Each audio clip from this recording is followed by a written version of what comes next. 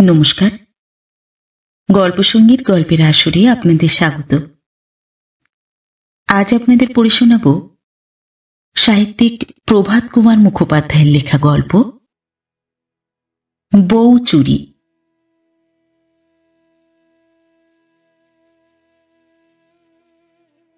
যে সময়ে নব্যবঙ্গে ব্রাহ্মধর্মে দীক্ষিত হইবার একটা ভারী ধুম পড়িয়া গিয়াছিল, সেই সময়ের কথা বলিতেছি। মহামায়া বর্ধমান জেলার একটি সুনিবিড় পল্লীগ্রাম। সুনিবিড় অর্থাৎ রেলওয়ে স্টেশন হইতে 20 মাইল এবং পোস্ট অফিস হইতে 5 মাইল দূরে অবস্থিত। গ্রামের মধ্যভাগে দেবী মহামায়ার একটি বিগ্রহ স্থাপিত আছে, সেই হইতে ইহার নামোৎপত্তি। এই ক্ষুদ্র গ্রামটির একটি ক্ষুদ্র জমিদার আছেন, তাহার নাম বিধুভূষণ বন্দ্যোপাধ্যায়। তাহার মধ্যম পুত্র অনাথশরণ বিয়ে পরীক্ষা দিয়া কয়েকদিন হইল বাড়ি আসিয়াছে। ছেলেটির বয়স 22 বৎসর হইবে। বেশে পারিপাট্য আছে, চেহারাটি মন্দ নহে, কিন্তু পিতা তাহার উপরে কয়েকটি কারণে অত্যন্ত চটা। প্রথমত, সে ব্রাহ্ম সমাজে যাতায়াত করিয়া থাকে বলিয়া সংবাদ পাওয়া গিয়াছে। দ্বিতীয়ত, গৃহে ষোড়শী স্ত্রী রহিয়াছে, কিন্তু সে তাহার সহিত দেখা সাক্ষাৎ পর্যন্ত করে না। তাহার কারণ কি জানো? সে বলে, যাহাকে আমি ভালোবাসিয়া বিবাহ করি নাই সে আমার স্ত্রী নহে, ভগিনী।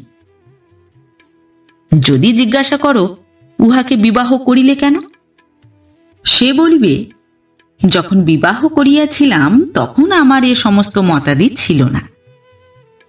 বালিকার দশা কি হইবে জিজ্ঞাসা করিলে বলে, আমরা উভয়ে ব্রাহ্মধর্মে দীক্ষিত হইব, তাহার পর ব্রাহ্ম বিবাহের যে নূতন আইন বিধিবদ্ধ হইতেছে সেই আইন অনুসারে আমাদের বিবাহ বন্ধন ছিন্ন করিব। ও তখন ভালোবাসিয়া আর যাহাকে ইচ্ছা স্বামিত্ব বরণ করিতে পারিবে। বিবাহের পর কলিকাতায় গিয়া অনাথশরণের একটি প্রাণের বন্ধু জুটিয়াছিল। তাহার নাম হেমন্ত কুমার সিংহ।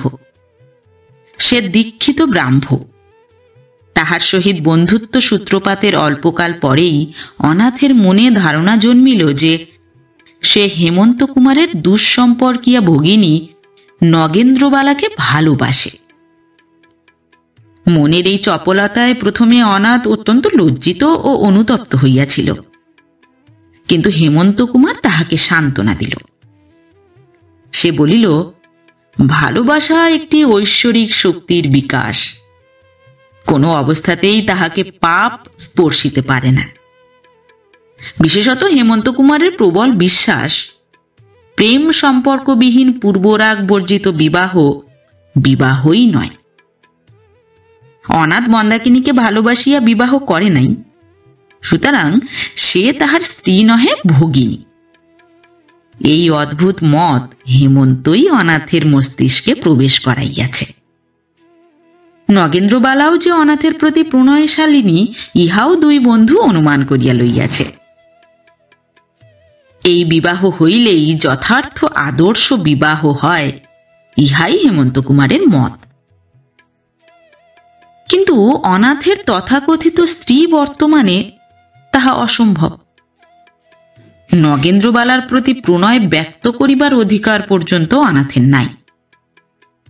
হেমন্ত প্রায়ই বলিত, প্রাণে প্রাণে যোগ, আত্মায় আত্মায় মিলন, ইহাই ভালোবাসার চরম সফলতা।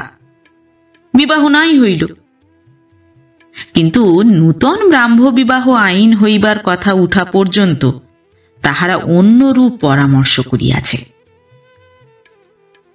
মধ্যাহ্নকাল বিগত প্রায়। জ্যৈষ্ঠ মাসের আম পাকানো রৌদ্র বাহিরে ঝাঁ ঝাঁ করিতেছে। অনাথশরণ বহির্বাটির কক্ষে ডেস্কের সম্মুখে চেয়ারে উপবিষ্ট। এই কক্ষটি তাহার নিজস্ব, এইখানেই রাত্রে শয়ন করে। ভিত্তিগাত্রে কয়েকখানি বিলাতি ছবির সঙ্গে একটি একতারা টাঙানো। প্রভাতে ও সায়াহ্নে এইটি বাজাইয়া সে ব্রহ্ম সঙ্গীত করিয়া থাকে। গৃহসজ্জার মধ্যে একটি ক্লক, একটি আলমারি, একটি আলনা এবং শয়নের খাট ছাড়া কিছুই নাই। ডেস্কের ভিতর হইতে অনাথ হেমন্ত কুমারের একখানি সদ্যপ্রাপ্ত চিঠি বাহির করিয়া পড়িতে আরম্ভ করিল। তাহার যেখানে যেখানে নগেন্দ্রবালার নাম ছিল সেখানে সেখানে চুম্বন করিল। চিঠি রাখিয়া চক্ষু মুদ্রিত করিয়া কি যেন ধ্যান করিতে লাগিল। ঠং ঠং করিয়া ঘড়িতে 2টা বাজিয়া গেল। অনাথ তখন ধীরে ধীরে চক্ষু খুলিয়া পত্রখানি খামে বন্ধ করিল। এক টুকরা কাগজ লইয়া ভাবিয়া চিন্তিয়া লিখিল, আজ রাত্রি 12টার পর সকলে নিদ্রিত হইলে তুমি একবার আমার ঘরে আসিও। লিখিয়া কাগজখানিকে পাকাইয়া গুটাইয়া ছোট করিল। পূর্বকথিত খামশুদ্ধ চিঠিখানি ডেস্কে বন্ধ করিয়া বাহির হইয়া গেল। অন্তঃপুরে প্রবেশ করিয়া দেখে অঙ্গন জনশূন্য। প্রথম কক্ষে তাহার বৌদিদি কয়েকজন সখীকে লইয়া তাস খেলিতেছেন। দ্বিতীয় কক্ষে প্রবেশ করিয়া দেখিল পালঙ্কের উপর জননী নিদ্রামগ্না। কুলুঙ্গির কাছে তাহার বালক ভ্রাতুষ্পুত্রটি দাঁড়াইয়া চুরি করিয়া কুল আচার ভক্ষণ করিতেছে। কাকাকে দেখিয়া সে অপ্রতিভ হইয়া হাসিয়া ফেলিল। কাকা তাহার প্রতি দৃকপাত না করিয়া সে স্থান ত্যাগ করিয়া গেলেন। তৃতীয়টি পূজার ঘর। নারায়ণশীলা আছেন। মূর্তি বিদ্বেষ বশত ইদানিং অনাথশরণ এই কক্ষে প্রবেশ করিত না। বাহিরে দাঁড়াইয়া দেখিল তাহার স্ত্রী মন্দাকিনী মেঝের উপর বঁটি পাতিয়া বসিয়া তেঁতুল কাটিতেছে। দক্ষিণ হস্তের কাছে কলার পাতার উপর কতকটা কাটা তেঁতুল। বঁটির নিম্নে এক রাশি কাঁই বিচি ছড়ানো। মন্দাকিনীর ওষ্ঠাধর তাম্বুল রাগ রঞ্জিত, কপালে বিন্দু বিন্দু ঘর্ম, অঞ্চলাগ্র গলায় জড়ানো। মন্দা আপন মনে হেঁট হইয়া তেঁতুল কাটিতেছিল। স্বামীকে দেখিতে পায় নাই। অনাথ প্রায় 1 মিনিট কাল বিস্ময়াবিষ্ট হইয়া স্ত্রীর মুখপানে চাহিয়া রহিল। বিবাহের পর এই সে প্রথম মন্দাকে ভালো করিয়া দেখিতেছে। উঠানে আম গাছের শাখা হইতে একটি পাকা আম বাতাসে পড়িয়া গেল। সেই শব্দে মন্দা চমকিয়া বাহিরের পানে চাহিল। দেখিল বারান্দায় স্বামী দাঁড়াইয়া। তৎক্ষণাৎ সে বঁটি ছাড়িয়া উঠিয়া পড়িল। আধ হাত পরিমাণ ঘোমটা টানিয়া জানালার কাছে সরিয়া দাঁড়াইল। তাহার অঞ্চলবদ্ধ চাবিগুলি ঝিনঝিন করিয়া বাজিয়া উঠিল। অনাথ মৃদু পদক্ষেপে ঘরে প্রবেশ করিল। মন্দাকিনীর পা লক্ষ্য করিয়া পাকানো কাগজখানি ছুঁড়িয়া দিয়া বাহির হইয়া গেল। সে চলিয়া গেলে মন্দা কাগজখানি কুড়াইয়া লইল। প্রথমত দুয়ারটা বন্ধ করিয়া দিল। জানালার কাছে আসিয়া কাগজখানি খুলিয়া পাঠ করিল। তাহার পর বাহিরে চাহিল। একটা আম গাছে কাঁচা পাকা অসংখ্য আম ধরিয়া রহিয়াছে। তাহার ভিতর বসিয়া কোকিল ডাকিতেছে। অনেক দূরে ঘুঘু ডাকিতেছে। আবার কাগজখানি পড়িল। আবার আম গাছ পানে চাহিল। গাছের ফাঁকে আকাশ দেখা যাইতেছে। মন্দা কাগজখানা বুকে চাপিয়া ধরিল। গলবস্ত্র হইয়া নারায়ণশীলার সম্মুখে উপুর হইয়া পড়িয়া প্রণাম করিতে লাগিল। উঠিয়া আবার জানালার কাছে গিয়া কাগজখানি পাঠ করিল।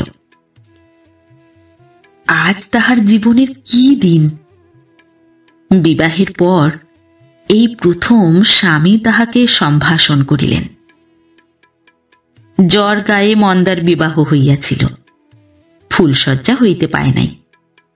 যে 3 দিন শ্বশুর বাড়িতে ছিল স্বামীর সহিত সাক্ষাৎ হয় নাই। তখন সে 13 বৎসরের। মাঝে একবার আসিয়া কয়েক মাস ছিল, তখন অনাথের নূতন মতাদি হইয়াছে। পরিজনবর্গের বহু আকিঞ্চন সত্ত্বেও অনাথ অন্তঃপুরে শয়ন করে নাই। এবার রাগ করিয়া তাহাকে কেহ বাটির ভিতর আনিবার চেষ্টা করে নাই। অনাথের মাতা প্রতিদিনই নবীনাগণকে এ বিষয়ে অনুরোধ করিতেন, কেহ কর্ণপাত করিত না।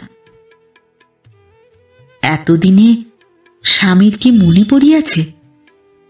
মন্দার এই জীবনটা তবে কি বিফল হইবে না? তাহার আত্মীয়গণের, সখীদের স্বামীর ভালোবাসার কথা, সোহাগের কথা শুনিয়া শুনিয়া তাহার বুক ফাটিয়া যাইত। মনে হইত কি পাপ সে করিয়াছে, যাহার জন্য ঈশ্বর তাহাকে এমন করিয়া শাস্তি দিতেছেন। এইবার কি সেসব দুঃখ তবে দূর হইবে? হঠাৎ মন্দাকিনীর চিন্তাস্রোত বাধাপ্রাপ্ত হইল। অর্গলিত দুয়ারে বাহির হইতে কে গুম গুম করিয়া কিল মারিতেছে। ব্যস্ত হইয়া মন্দাকিনী দুয়ার খুলিয়া দিল। তাহার ছোট ননদ হরিমতি। হরিমতি বাল্য বিধবা। আজ 5 বৎসর হইল তাহার এ দশা ঘটিয়াছে। হরিমতি মন্দার অপেক্ষা 3 বৎসরের বড়, তবু দুইজনে খুব ভাব। দুইজনে দুইজনের সকল সুখ দুঃখের ভাগী। মন্দাকে দেখিয়া হরিমতি চমকিয়া বলিল, তোর কি হয়েছিল? মন্দা ধীরে ধীরে উত্তর করিল, হবে আবার কি? দোর বন্ধ করে কি করছিলি? মন্দা চুপ করিয়া রহিল। তাহার ভাবভঙ্গি দেখিয়া হরিমতির ভারী সন্দেহ হইল। সে মন্দার গলাটি জড়াইয়া জিজ্ঞাসা করিল, কি হয়েছে বলবি না ভাই? বলবো। কখন বলবো? রাত্রিরে। না, এখন বল। মন্দাও বলিবে না, হরিমতিও ছাড়িবে না। শেষে মন্দা বলিল। শুনিয়া হরিমতি প্রথমটা চুপ করিয়া রহিল। তাহার পর অল্প অল্প হাসিতে লাগিল। মন্দা জিজ্ঞাসা করিল, হাসছিস কেন ভাই? হরিমতি বলিল, হাসছি তোর বরটির রকম দেখে। আমি যা ভেবেছিলাম তাই। এবার এসে অবধি ছোটদার উসখুস করে বেড়ানো হচ্ছে। বলেছিলাম বড় বউ দিদিকে। কি বলেছিলি? বলেছিলাম, ওগো এবার হয়তো ছোটদার মন হয়েছে। এবার তোমরা চেষ্টা করে দেখো, এবার হয়তো ঘরে আসবেন। তা বৌদিদি বললেন, মন হয়েছে তো আসুক না, আমি কি বারণ করেছি নাকি? আমি বললাম, এতদিন আসেননি, এখন আপনা হতে কি আসতে পারেন? লজ্জা করে হয়তো। তিনি বললেন, সেবার অমন করে আমাদের অপমান করলে আবার আমি সারতে যাব? আমি তেমন মেয়ে নই, যেমন কর্ম তেমনি ফল। 2 মাস তো ছুটি আছে, ভুগু জব্দ হোক। মন্দা বলিল, আমি কিন্তু ভাই যেতে পারবো না। কেন? সে আমার ভারী লজ্জা করবে। হরিমতি হাত নাড়িয়া বলিল, হলো দেখিস, কচি কুকিটি কি না, বরের কাছে যেতে লজ্জা করবে। কতক্ষণে যাবি ঘন্টা গুনছিস, তাই বল। মুখে আর ন্যাকামো করতে হবে না। মন্দা বলিল, না ভাই, ঠাট্টা রাখ, আমার ভয় হচ্ছে। প্রথম দিনটা ভয় হতে পারে, তা একদিন বই তো নয়। রোজ রোজ আমি যাব বুঝি? তাহলে একদিন ধরা পড়তে হবে না? ধরা না পড়লে আর উপায় কি ভাই? একদিন লজ্জা তো ভাঙতেই হবে। তার চেয়ে তুই বরং বৌদিদিকে বল গে আর একবার, তিনি যাহাই করবেন। আচ্ছা, তা বলবো, কিন্তু আজকের দিনটা চুরি করেই তোদের দেখা হোক। দেখিস চুরির কাঁচা আমটা পেয়ারাটার মতন, চুরির সব জিনিসই বড় মিষ্টি। ছোট বউ, ও ছোট বউ, ঘুমুলি ভাই? রাত্রে শয্যায় হরিমতি মন্দাকিনীকে ডাকিল। মন্দাকিনী ধর্মর করিয়া উঠিয়া বসিল। জিজ্ঞাসা করিল, 12টা হয়েছে? 12টা ছেড়ে এই 1টা বাজলো ছোটদার ঘড়িতে। তুমি বুঝি ঘুমিয়ে পড়েছিলে? না, আমার চোখে কি আর ঘুম আছে? যত ঘুম তোর। যার বিয়ে তার হুঁশ নেই, পাড়াপড়শির ঘুম নেই। এই কথা বলিয়া হরিমতি প্রদীপ জ্বালিল। আলনা হইতে একখানা ধোয়া দেশি শাড়ি পাড়িয়া বলিল, নে এইখানে পর। মন্দা বলিল, না ভাই, আরো অততে কাজ নেই। হরিমতি বলিল, দূর ছুরি, এই ময়লা কাপড়ে পরে বুঝি যায়? বলিয়া মন্দার আঁচল ধরিয়া টান দিল। তখন মন্দা হরিমতির আদেশ পালন করিতে পথ পাইল না। কাপড় ভরা হইলে হরিমতি বলিল, বল, এগিয়ে দিয়ে আসতে হবে নাকি? মন্দাকিনী একটা প্রচলিত দেশীয় ঠাট্টা করিতে চাইতেছিল, কিন্তু সামলাইয়া লইল। কারণ এ সময় হরিমতিকে রাগানো সুবুদ্ধির কর্ম হইবে না। সুতরাং বলিল, নইলে আমি বউ মানুষ, একলা যাব নাকি? দুইজনে দুয়ার খুলিয়া বারান্দায় বাহির হইল। নিস্তব্ধ জ্যোৎস্না রাত্রি। মন্দাকিনীর পায়ে মল ছিল, ঝমঝম করিতে লাগিল। হরিমতি সে শব্দে চমকিয়া বলিল, মরণ, মল যার কাছে খুলিসনি? ভাবে বিভোর হয়েছিস যে। মন্দাকিনী মল খুলিয়া বালিশের নিচে রাখিয়া আসিল। তারপর দুইজনে বৈঠকখানা অভিমুখে চলিল।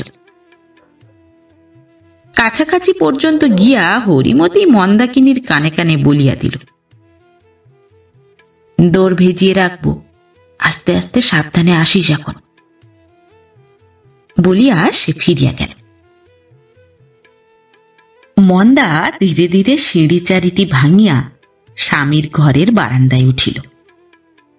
দুয়ারের ফাঁক দিয়া দেখিল আলো জ্বলিতেছে। প্রবেশ করিতে তাহার অত্যন্ত ভয় হইতে লাগিল। বুকটি দূর দূর করিতে লাগিল। বার উঠে না। শেষে সাহসে ভর করিয়া দুয়ারটি নিঃশব্দে খুলিয়া প্রবেশ করিল। দেখিল মাথার শিয়রে বাতি জ্বালিয়া স্বামী নিদ্রা যাইতেছে। পিছু ফিরিয়া দুয়ার বন্ধ করিয়া মন্দাকিনী খিল দিল, বাতিটা নিভাইয়া দিল। ঘরে জ্যোৎস্না প্রবেশ করিয়াছিল। এখন তাহা যেন হাসিয়া উঠিল। স্বামীর বিছানায় স্বামীর মুখে জ্যোৎস্না পড়িয়াছে। মন্দা দাঁড়াইয়া অনেকক্ষণ সেই সুপ্ত মুখখানি দেখিল। ভাবিল, ইনি আমার স্বামী? আমার স্বামী তো বড় সুন্দর। এইরূপে 1 মিনিট অতিবাহিত হইল। মন্দা মনে মনে বলিল, বেশ মানুষ তো, লোককে ডেকে এনে নিজের দিব্যি করে নিদ্রে হচ্ছে। কি করিবে কিয়ৎক্ষণ ভাবিল। শেষে স্থির করিল, কখনো তো পদ সেবা করিতে পাই নাই, এই প্রথম সুযোগ ছাড়ি কেন? তখন সে সন্তর্পণে স্বামীর পদতলে উপবেশন করিয়া পায়ে হাত বুলাইতে লাগিল। আরামে অনাথ শরণের নিদ্রা গভীরতর হইল। জানালা দিয়া মিঠা মিঠা দক্ষিণা বাতাস আসিতেছে। এইভাবে কিয়ৎকাল প্রায় 8 ঘণ্টা কাটিলে মন্দা স্বামীর পায়ের কাছে শুইয়া ঘুমাইয়া পড়িল। 2টা বাজিবা মাত্র অনাথের নিদ্রাভঙ্গ হইল। চেতনা প্রাপ্তির প্রথম কয়েক মুহূর্ত অনুভব করিল তাহার মন যেন কিসের প্রতীক্ষায় ব্যাপৃত রহিয়াছে। ক্রমে স্মরণ হইল আজ মন্দাকিনীকে আসিতে বলিয়াছে।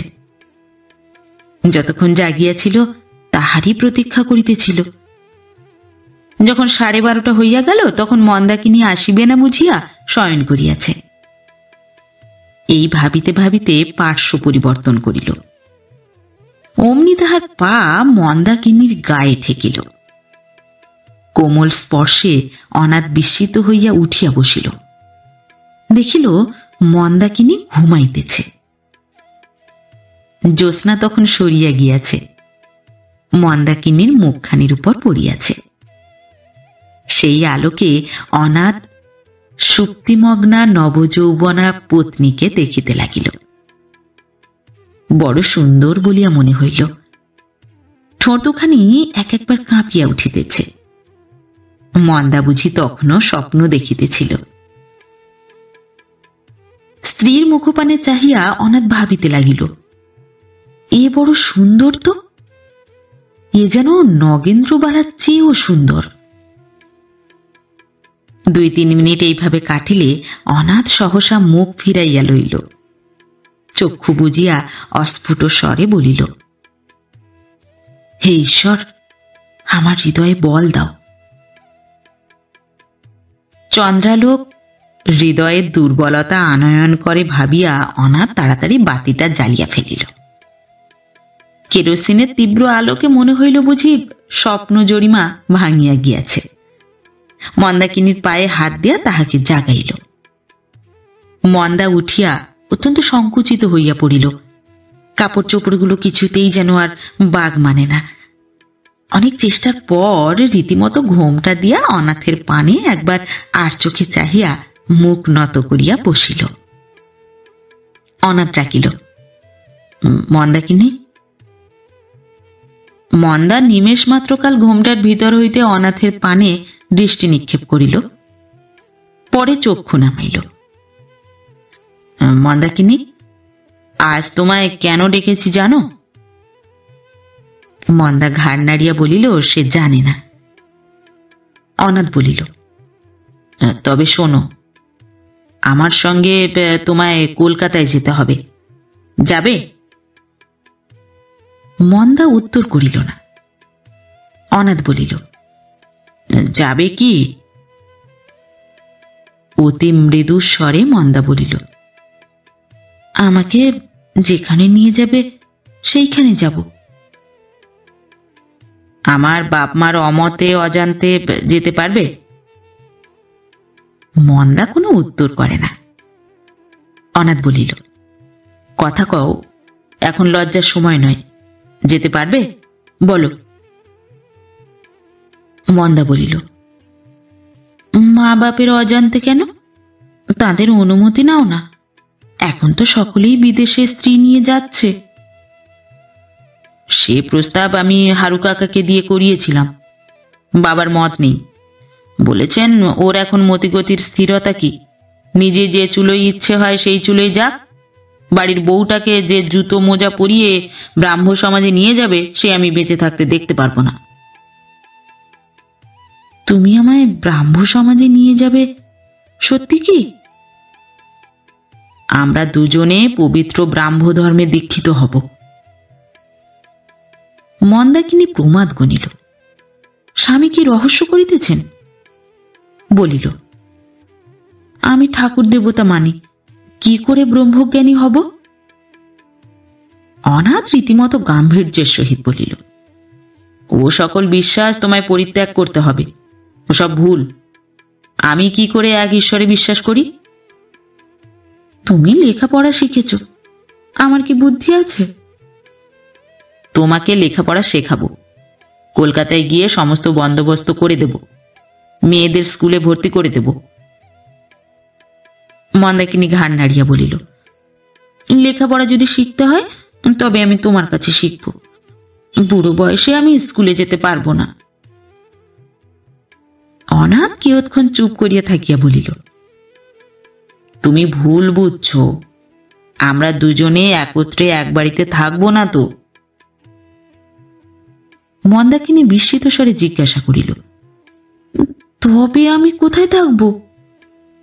সেই স্কুলেই, সেইখানে মেয়েরা পড়ে থাকে, রীতিমতো সকল বন্দোবস্ত আছে।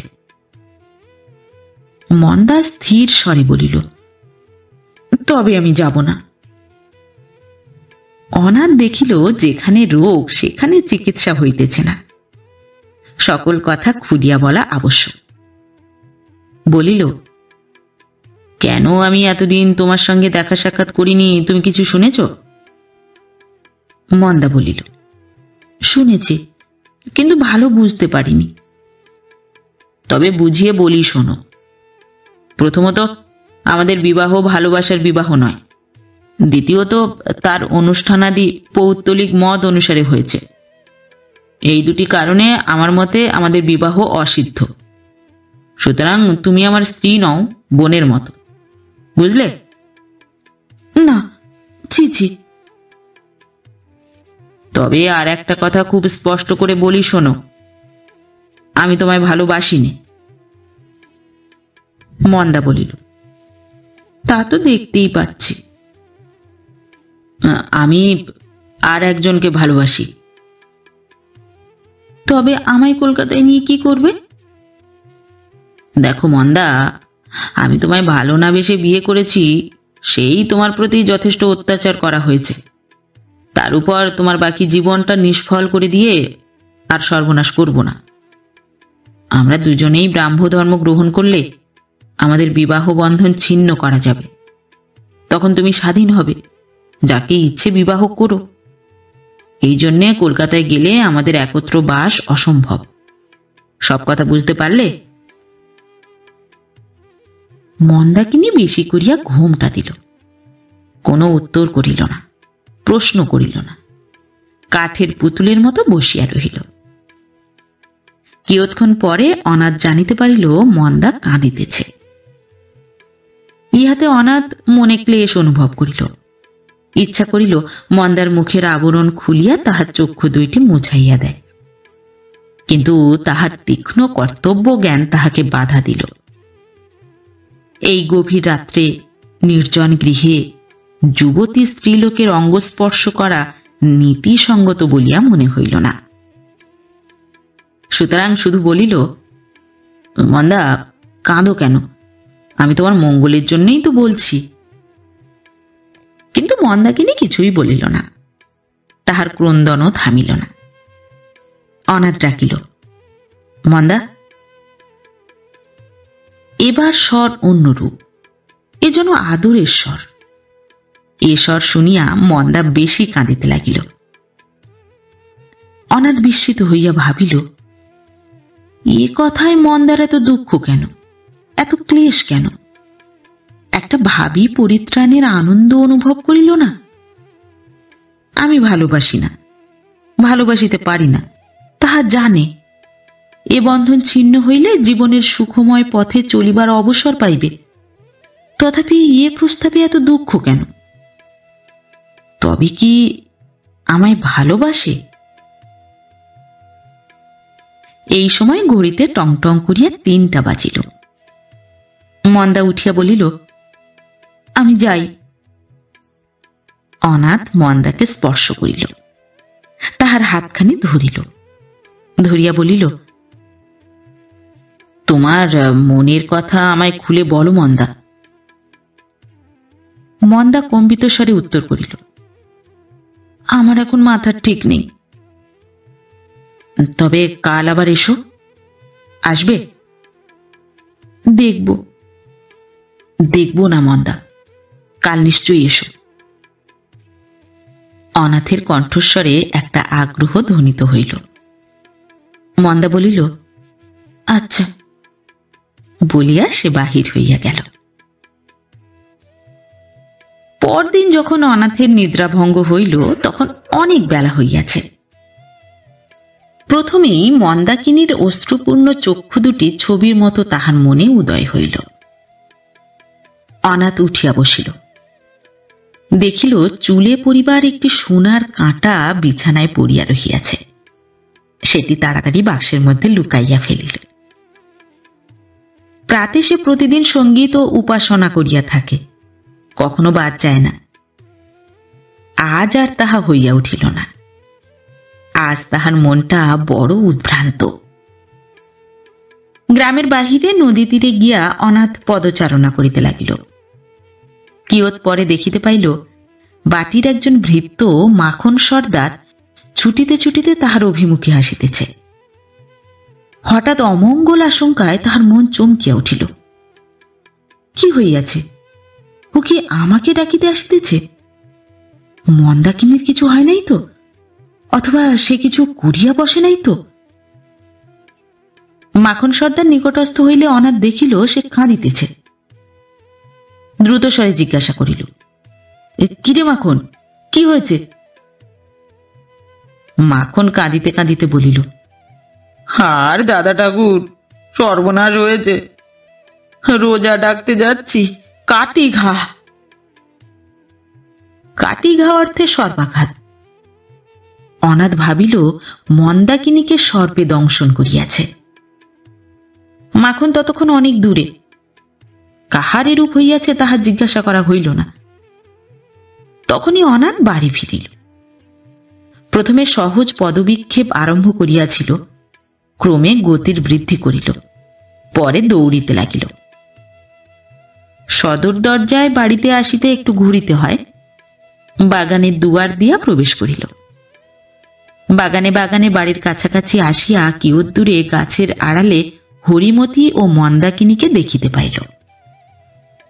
তাহারা পুষ্করিণীতে স্নান করিতে যাইতেছে। দেখিয়া অনাথ হাঁপ ছাড়িয়া বাঁচিল।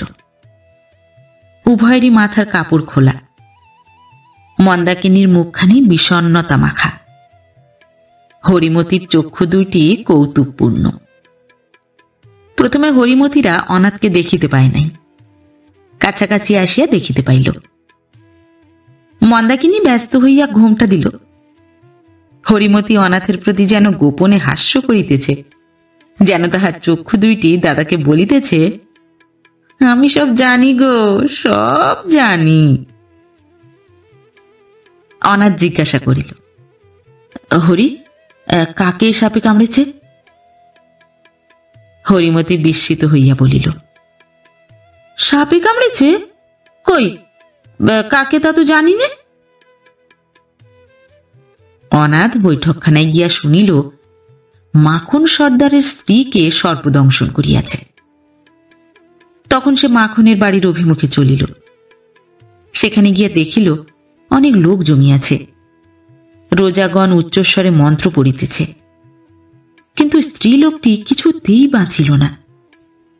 মাখন যখন রোজা লইয়া আসিল, তখন সব শেষ হইয়া গিয়াছে। তাই দেখিয়া মাখনের যে কান্না! 5 বৎসরের বালকের মতো ভূমিতে লুটাইয়া লুটাইয়া সে কাঁদিতে লাগিল। অনেকে সেই শোকাবহ দৃশ্য সহ্য করিতে পারিল না।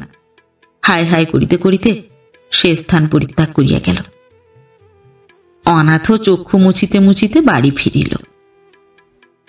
অবাক হইয়া ভাবিতে লাগিল, একজন কৃষকের অশিক্ষিত অমার্জিত হৃদয়ে এত ভালোবাসা! ইচ্ছা করিল হেমন্ত কুমারকে আনিয়া একবার এ দৃশ্য দেখায়।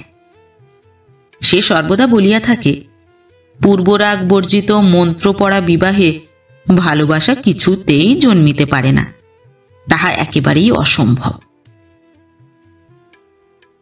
বাড়ি পৌঁছিয়া দেখিল হেমন্ত কুমারের একখানি পত্র আসিয়াছে। সত্যমেব জয়তে। প্রিয় ভ্রাত, গতকল্য তোমাকে যে পত্রখানি লিখিয়াছি তাহা প্রাপ্ত হইয়া থাকিবে। অন্য একটা সুসংবাদ আছে। কান্তপুরের রাজা শ্রীযুক্ত অশ্বিনীরঞ্জন রায় বাহাদুর তাহার পুত্রের জন্য গৃহশিক্ষক অন্বেষণ করিতেছিলেন। বৈকালে 2 ঘণ্টা পড়াইতে হইবে, বেতন 50 টাকা। আমি ইহা শ্রবণ করিয়া তাহার সহিত সাক্ষাৎ করিয়াছি। তোমায় তিনি ওই কার্যে নিযুক্ত করিতে পারিলে অত্যন্ত সুখী হইবেন, কিন্তু তাহা হইলে তোমায় 1 সপ্তাহের মধ্যে কার্যে প্রবৃত্ত হইতে হইবে। অতএব তুমি পত্র পাঠমাত্র পূর্ব পরামর্শ মতো শ্রীমতী মন্দাকিনীকে সমভিব্যাহারে লইয়া চলিয়া আইস। তোমার উত্তর পাইলেই বালিকা বিদ্যালয়ে তাহার জন্য সমস্ত বন্দোবস্ত করিয়া রাখিব। আমার সহিত দেখা হইলেই নগেন্দ্রবালা তোমার কথা জিজ্ঞাসা করেন। তোমার প্রতি তাহার প্রেম যে উত্তরোত্তর বৃদ্ধি পাইতেছে তাহাতে সন্দেহ নাই। ভগিনী মন্দাকিনীকে লইয়া আসা সম্বন্ধে তুমি কিছুমাত্র দ্বিধা বা শঙ্কা করিও না। যদি বাধাপ্রাপ্ত হও তো স্মরণ করিও, পৃথিবীতে অধিকাংশ শুভ কার্য সম্পাদনেই বাধা অতিক্রম করিতে হইয়াছিল। ঈশা স্বীয় প্রিয় ধর্মপ্রচার করিবার জন্য আপনার প্রাণ পর্যন্ত দিতে কুণ্ঠিত হয়েন নাই। সর্বমঙ্গল বিধাতা তোমার সহায় হউন। ভবদীয় শ্রী হেমন্ত কুমার সিংহ। অনাথ হেমন্ত কুমারের পত্রের কোনো উত্তর দিল না।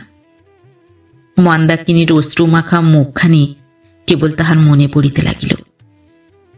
সে যে সম্মত নয়, সে যে ভারী দুঃখিত, কি করিয়া তাহাকে কলিকাতায় লইয়া যাইবে? অদ্য প্রভাতে মাখন সর্দারের ব্যাপার দেখিয়া তাহার মত ও বিশ্বাসে একটু আঘাত লাগিয়াছে। হয়তো মন্দাকিনী তাহাকে ভালোবাসে, তাই বিবাহ বন্ধন ছিন্ন করিবার প্রস্তাবে সে অত দুঃখাতুর। বিবাহের পূর্বে প্রণয় সঞ্চার না হইলে পরে যে তাহা হইবেই না, তাহার স্থিরতা সম্বন্ধে অনাথের মনে সংশয় উপস্থিত হইয়াছে। সন্ধ্যাবেলায় তাহার ভ্রাতুষ্পুত্রটি আসিয়া তাহার হাতে একটি পত্র দিয়া সবেগে পলায়ন করিল। খাম আঠা দিয়া বন্ধ, ভিতরে চিঠি রহিয়াছে, অথচ কোনো শিরোনামা নাই। অনাথ খামখানি ছিঁড়িয়া চিঠি বাহির করিয়া পড়িল। তাহাতে লেখা আছে, প্রিয়তমেষু, তুমি আমায় যেখানে লইয়া যাইবে, যাইতে প্রস্তুত আছি। যেদিন যে সময়ে বলিবে আমি তোমার অনুগামিনী হইব। আজ রাত্রে সাক্ষাৎ করিতে পারিব না। চরণাশ্রিতা দাসী, শ্রীমতী মন্দাকিনী দেবী। এই পত্র পাইয়া অনাথ ভারী বিস্মিত হইল। যাইতে প্রস্তুত? বিবাহ বন্ধন ছিন্ন করিতে আর দুঃখ নাই? কয় পংক্তি অনাথ বারংবার পাঠ করিল। যদি দুঃখ নাই তবে ভালোবাসে না, অথচ লিখিয়াছে প্রিয়তমেষু, চরণাশ্রিতা দাসী। ইহার অর্থ কি? ভাবিয়া চিন্তিয়া শেষে স্থির করিল, ওগুলা বাঁধিকত, ওগুলার বিশেষ কোনো অর্থ নাই। কিন্তু এই সিদ্ধান্তে উপনীত হইতে তাহার মনে ব্যথা বাজিয়া উঠিল। কিন্তু তাহা ক্ষণিক মাত্র। মনকে সে দুই তাড়া দিয়া জিজ্ঞাসা করিল, সে তোমাকে ভালোবাসে না বাসে তাহাতে তোমার কি? মন বলিল, না, তাহার জন্য আমার কিছুমাত্র মাথা ব্যথা নাই। নগেন্দ্রবালার মানসী প্রতিমাকে সে অত্যন্ত আগ্রহের সহিত বুকে চাপিয়া ধরিল। ভাবিল, আর একদিনও বিলম্ব করা যাইবে না। কল্লই মন্দাকিনীকে লইয়া কলিকাতা যাত্রা করিতে হইবে। রাত্রি 1টার সময় বাহির হইবে। 2 ক্রোশ দূরে রতনপুর গ্রাম, সে অবধি পদব্রজে যাইবে। সেখান হইতে গরুর গাড়ি করিয়া স্টেশনে যাইবে। তারকেশ্বর দিয়া যাইলে 8 ক্রোশ, পান্ডুয়া দিয়া যাইলে 11 ক্রোশ। পান্ডুয়া দিয়া যাওয়াই শ্রেয়। গ্রামের লোকজনের সঙ্গে দেখা হইবার সম্ভাবনা থাকিবে না। একটু দূর হইবে, বিলম্ব হইবে, তার কি হইবে? সারা রাত্রি তাহার নিদ্রা হইল না। ভবিষ্যৎ সম্বন্ধে নানা প্রকার কাল্পনিক আয়োজনে তাহার মস্তিষ্ক অত্যন্ত উষ্ণ হইয়া পড়িল। পরদিন সকালে উঠিয়াই মন্দাকিনীকে লিখিল, প্রিয় ভগিনী, আজ রাত্রি 1টার সময় যাত্রা করিতে হইবে। ওই সময় আমার ঘরে আসিও। জিনিসপত্রের মধ্যে দ্বিতীয় একখানি বস্ত্র ভিন্ন আর কিছুই লইও না। শ্রী অনাথ শরণ বন্দ্যোপাধ্যায়। রাত্রি 1টার সময় স্ত্রীকে চুরি করিয়া অনাথ পলায়ন করিল। 2 দিন পরে বেলা 12টার সময় যখন পান্ডুয়ার বাজারে অনাথশরণ গোশকট হইতে মন্দাকিনীর সহিত অবতরণ করিল, তখন রৌদ্র অত্যন্ত প্রচণ্ড ভাব ধারণ করিয়াছে। 2 জনেই সেদাক্ত কলেবর। গাড়ি ভাড়া চুকাইয়া দিয়া অনাথ একটা দোকানে উঠিল। দোকানে অভ্যর্থনা করিয়া মাদুর বিছাইয়া তাহাকে বসাইল। একটা ঝি আসিয়া মন্দাকিনীকে আড়ালে স্ত্রীলোকদের বসিবার স্থানে লইয়া গেল। সেই ঘরের পশ্চাতেই বারান্দা। বারান্দার নিম্নেই একটা প্রকাণ্ড দীর্ঘিকা। জল বড় নির্মল। মন্দাকিনীর শরীর বড় উত্তপ্ত, পিপাসায় কণ্ঠাগত প্রাণ। ঝিকে বাজার করিতে পাঠাইয়া মন্দাকিনী স্নান করিতে নামিল। তখনও সে যথেষ্ট বিশ্রাম করে নাই, গায়ের ঘাম পর্যন্ত মরে নাই। যতক্ষণ ঝি ফিরিল না ততক্ষণ 8 ঘণ্টা হইবে মন্দার জলে পড়িয়া রহিল। ঝি আসিলে উঠিয়া মাথা গা মুছিয়া রান্না চড়াইয়া দিল। এই অত্যাচারের প্রতিফল পাইতে কিছুমাত্র বিলম্ব হইল না।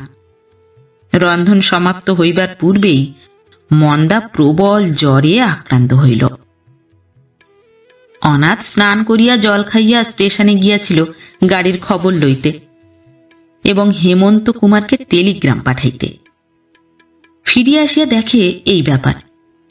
মন্দার গায়ে হাত দিল, গা একেবারে পুড়িয়া যাইতেছে, চক্ষু দুইটি জবা ফুলের মতো লাল বর্ণ, শীতে হাত পা ঠক ঠক করিয়া কাঁপিতেছে। সঙ্গে না আছে বিছানা বালিশ, না আছে বাহুল্য বস্ত্র। মন্দা কিসেই বা শয়ন করে, কি বা গায়ে দেয়? অনাথ বলিল, একটু অপেক্ষা করো, আমি একখানা কম্বল চেয়ে এনে বিছানা করে দিচ্ছি। মন্দাকিন্নি বলিল, তুমি আগে খেতে বসো, তোমাকে ভাত বেড়ে দিই, তারপর শুবো এখন। অনাথ বলিল, পাগল, এখন ভাত বাড়তে হবে না, তোমার এখন অসুখ, আমি কি খেতে পারি? মন্দা কাঁপিতে কাঁপিতে বলিল, আমার অসুখটা কি? তা বলে তুমি উপবাসী থাকবে? দুদিনের কষ্টে তোমার মুখ শুকিয়ে আধখানি হয়ে গেছে। অনাথ দোকানির নিকট চাহিয়া একখানা বালাপোষ আর খান 2-3 কম্বল লইয়া আসিল। সেইগুলি দিয়া বিছানা করিয়া মন্দাকে বলিল, শোবে এসো। মন্দা বলিল, ও কি কথা, তুমি না খেলে আমি শোবো না।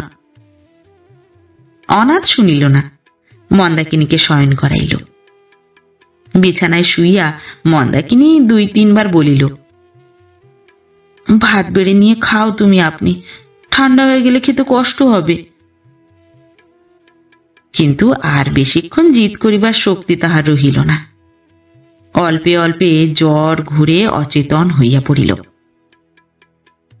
3 দিন পরে যখন মন্দাকিনীর জ্ঞান হইল, তখন সে চক্ষু খুলিয়া দেখিল বিছানার কাছে স্বামী বসিয়া।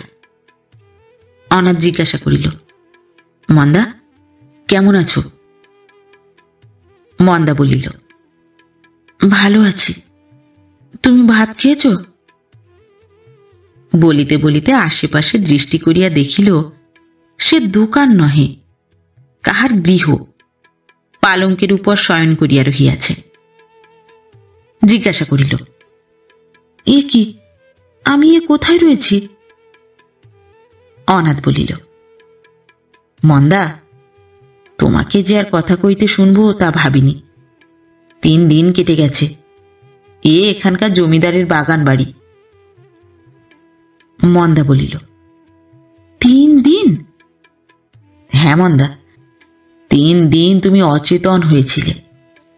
এখন যদি বাঁচাতে পারি তবেই সব সার্থক। মন্দা কিছুক্ষণ নীরব থাকিয়া অত্যন্ত ক্ষীণ স্বরে বলিল, তোমায় একটা কথা বলবো। কি মন্দা? আমাকে বাঁচিও না। এ কথা শুনিয়া অনাথের চক্ষু দিয়া জল আসিতে লাগিল। বলিল, ছি মন্দা, ও কথা কি বলতে আছে? তুমি ভালো হবে, তুমি বাঁচবে। মন্দার ঠোঁট দুটি কাঁপিয়া উঠিল। জল ভরা চোখ দুইটি অনাথের পানে ফিরাইয়া বলিল, কি হবে আমার বেঁচে? আমায় যেতে দাও। অনাথ বলিল, না মন্দা, তোমাকে আমি যেতে দেব না। কি করবে আমায় নিয়ে? আমি তোমায় ভালোবাসবো। রোগিণীর দুর্বল মস্তিষ্ক চিন্তার ভার আর সহিতে পারিল না। চক্ষু মুদিয়া মন্দা ঘুমাইয়া পড়িল। কিয়ৎক্ষণ পরে ডাক্তারবাবু আসিলেন। অনাথ সহাস্য মুখে তাহাকে নমস্কার করিয়া বলিল, দুপুর বেলাকার ওষুধটায় বেশ ফল হয়েছে, জ্ঞান হয়েছে। এই কিছুক্ষণ আগে কথাবার্তা কয়েছেন। ডাক্তারবাবু বলিলেন, তবে আর ভাবনা নেই, এ জ্বরটুকু 2 দিনে সারিয়ে দেব। কিন্তু আপনি যে মারা গেলেন, 3 দিন তো একরকম না খেয়ে আপনি ঠায় বসে আছেন। আপনার মতো পত্নী প্রেমিক স্বামী আমি খুব কম দেখেছি মশাই। অনাথ মনে মনে বলিল, খুব কমই বটে। প্রকাশ্যে বলিল, আমার স্ত্রী, আমি তো স্বভাবতই করব, কিন্তু আপনি যে সহৃদয়তার পরিচয় দিয়েছেন তার তুলনা নেই। প্রবীণ ডাক্তারবাবু আত্মপ্রশংসায় সংকুচিত চিত্ত হইয়া বলিলেন, আমি বেশি কি করেছি? আমি যা করেছি সেই তো আমার পেশা, জীবিকা। আপনি যদি বাবুদের বলে এ বাগান বাড়ি খুলিয়ে না দিতেন, তাহলে দোকানের সেই স্যাঁতসেঁতে মেঝেতে কম্বলের উপর শুয়ে আমার স্ত্রী কদিন বাঁচতেন। ডাক্তারবাবু কথা উল্টাইয়া অন্য কথা পারিলেন। তাহার পর ঔষধ পথ্যাদি সম্বন্ধে উপদেশ দিয়া প্রস্থান করিলেন। সেদিন রাত্রি 10টায় মন্দার জ্বর মগ্ন হইল। সে সারা রাত্রি সুনিদ্রা উপভোগ করিল। তাহার পার্শ্বে শয়ন করিয়া অনাথ কয়েকদিনের পর খুব ঘুমাইল। প্রভাতে যখন ডাক্তারবাবু আসিলেন, তখন মন্দাকিনী তাহাকে দেখিয়া মাথায় কাপড় দিল। জ্বর ছাড়িয়াছে শুনিয়া ডাক্তারবাবু অত্যন্ত আনন্দ প্রকাশ করিলেন। বলিলেন, আর কিছুমাত্র ভয় নাই, এখন ইহাকে খুব প্রফুল্ল রাখা প্রয়োজন। ডাক্তারবাবু চলিয়া গেলে অনাথ মন্দাকে নিয়মিত ঔষধ পথ্যাদি সেবন করাইল। তাহার পর দুইজনে কথাবার্তা আরম্ভ হইল। মন্দা বলিল, এ কদিন কি খেলে? ডাক্তারবাবুদের বাড়ি থেকে ভাত আসত। তবে চেহারা এমন হয়ে গেল কেন? একেবারে শুকিয়ে যে আধখানি হয়ে গেছ। আমি তোমার যত কষ্টের মূল, আমার জন্য কেন এত করলে? অনাথ মৃদু হাসিয়া বলিল, যদি আমার ব্যারাম হয় তাহলে তুমি আমার জন্য করতে না? মন্দা বিছানার দিকে চাহিয়া আস্তে আস্তে বলিল, আর ব্যারামের প্রার্থনায় কাজ নেই। অনাথ মন্দার একখানি হাত ধরিয়া আদর করিয়া বলিল, প্রার্থনা নাই করলাম, হলে করতে কি না? করি না তো কি? কেন? অশ্রুবদ্ধ কণ্ঠে মন্দা বলিল, তুমি যে আমার স্বামী। অনাথ মন্দার হাতখানি চাপিয়া বলিল, তুমি যে আমার স্ত্রী।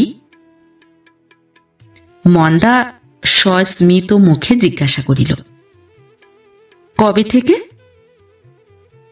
যেদিন তোমায় ভালোবেসেছি। মন্দাকিনী কিয়ৎক্ষণ চুপ করিয়া রহিল। শেষে বলিল, তুমি না ব্রাহ্ম, তুমি না মিছে কথা বলো না? অনাথ বলিল, আমি ব্রাহ্ম, আমি মিছে কথা বলি নে, আমি তোমায় ভালোবাসি। তবে সেদিন যে বললে ভালোবাসো না? অনাথ নিরুত্তর। বলিল, তুমি তো আমায় ভালোবাসো না। কিসে জানলে? তুমি তো আমাদের বিবাহ বন্ধন ছিন্ন হতে দিতে সম্মত হয়েছিলে, তাই তো কলকাতায় যাচ্ছিলে।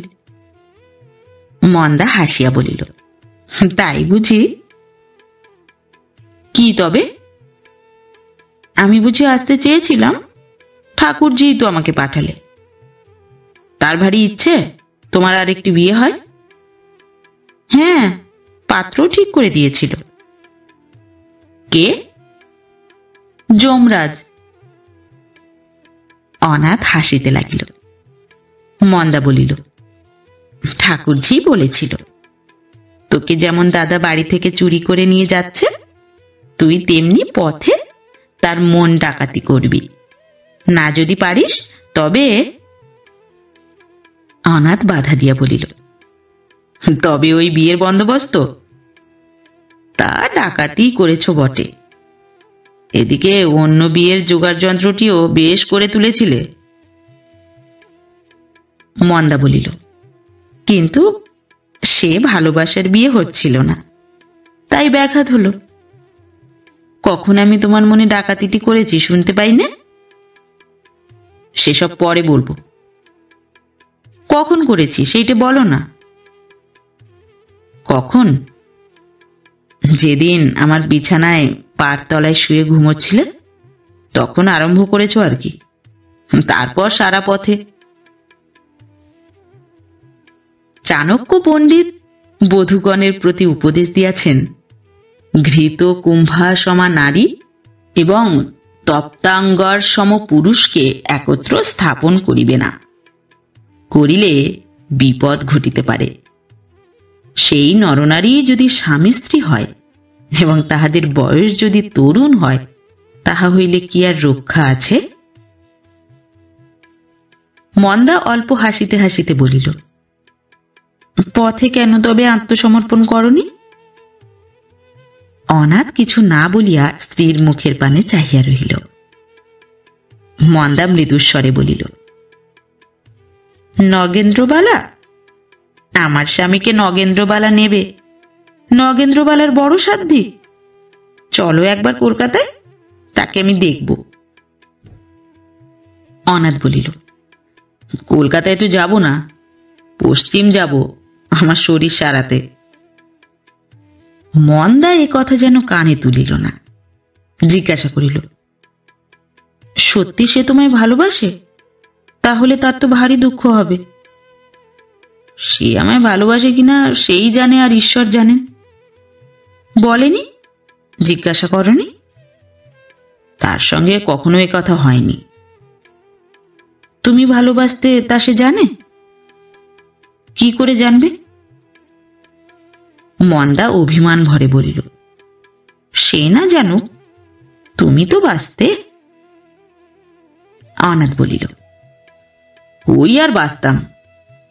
তাহলে তুমি এত শীঘ্র এত সম্পূর্ণভাবে আমাকে জয় করলে কি করে? এই ঘটনায় প্রমাণ হয়ে গেল আমি যথার্থ ভালোবাসতাম না, শুধু চোখের ভালোবাসা ছিল, অন্তরে প্রবেশ করেনি। তার বিদ্যা, তার বুদ্ধি, তার আচার ব্যবহারের সৌন্দর্য, এই সমস্ত আমাকে মুগ্ধ করেছিল। 2 দিন পরে মন্দা পথ্য পাইল।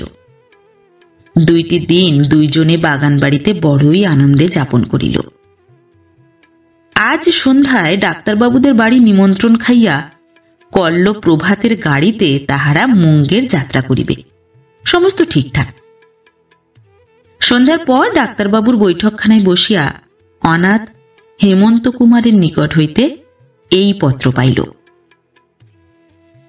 প্রিয় ভ্রাত, ভগিনী মন্দাকিনীর অসুস্থতার সংবাদে অত্যন্ত দুঃখিত হইলাম। ঈশ্বর শীঘ্র তাহার আরোগ্য বিধান করুন। আজ তোমায় একটি দারুণ দুঃসংবাদ দিব, প্রস্তুত হও। তুমি বলিয়াছিলে তোমার দৃঢ় বিশ্বাস নগেন্দ্রবালা তোমাকে ভালোবাসেন। আমারও বিশ্বাস তাহাই ছিল, কিন্তু কল্ল সন্ধ্যাকালে আমার সে ধারণা চূর্ণ হইয়াছে। শুনিলাম শরতের সঙ্গে নগেন্দ্রবালার বিবাহ স্থির। আরো শুনিলাম 2 বৎসর হইতে তাহারা পরস্পরের প্রণয়ে আবদ্ধ। সুতরাং নগেন্দ্রবালার ব্যবহারে তুমি যে অনুমান করিয়াছিলে তোমার প্রতি তিনি প্রণয়বতী, তাহা তোমার ভ্রান্তি মাত্র। এখন তুমি কি করিবে? এ দুঃসহ শোক কেমন করিয়া বহন করিবে? তোমার আরেকটি ভুল হইয়াছে। হিন্দু মতে যে বিবাহ সম্পন্ন হইয়াছে, নূতন ব্রাহ্ম বিবাহ আইনের সঙ্গে তাহার কোনো সম্পর্ক নাই। সুতরাং তোমরা উভয়ে ব্রাহ্ম হইলেও সে সম্বন্ধ ছিন্ন করিবার পথ বন্ধ। তুমি কি কলিকাতায় আসিবে? 4-5 দিনের মধ্যেও যদি ভগিনী আরোগ্য লাভ করেন এখানে আসিতে পারো।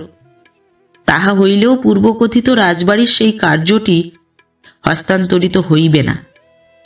কিন্তু আমার পরামর্শ, ভগিনীকে গৃহে পাঠাইয়া দিয়া তুমি কিয়দ্দিন হিমালয়ের কোনো নিভৃত প্রদেশে গমন করো তো তপস্যা ও উপাসনার দ্বারায় চিত্তস্থির ও আত্মশান্তি বিধান করিবে।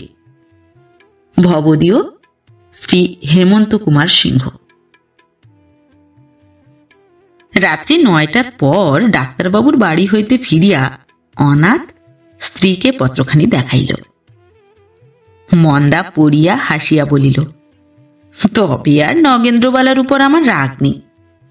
মুঙ্গেরে না গিয়ে কলকাতাতেই চলো, নগেন্দ্রবালার বিয়েটা দেখতে হবে। অনাথ বলিল, তাই চলো। মুঙ্গেরে যাবার আর একটা উদ্দেশ্য ছিল, আমায় ভুলে যেতে নগেন্দ্রবালাকে অবসর দেওয়া। শুনিয়া মন্দাকিনী ভারী অভিমানের ভান করিল, বলিল, তাই? তখন মনের কথা খুলে বললেই তো হতো। বলা হলো তোমার শরীর সারাবার জন্য পশ্চিমে যাচ্ছি। বাহিরে অন্ধকার বকুল গাছে একটা কোকিল বসিয়াছিল। সে হয়তো মানবের ভাষা বুঝিতে পারে। বুঝি মন্দাকিনীর ছলনাময় মান কথা শুনিয়া সে ভারী আমোদ পাইল। তাই মুহুর্মুহু ঝঙ্কার দিতে আরম্ভ করিল। অনাথ স্ত্রীকে বক্ষের নিকট টানিয়া লইয়া তাহার মুখ চুম্বন করিয়া বলিল, না গো না, তা নয়।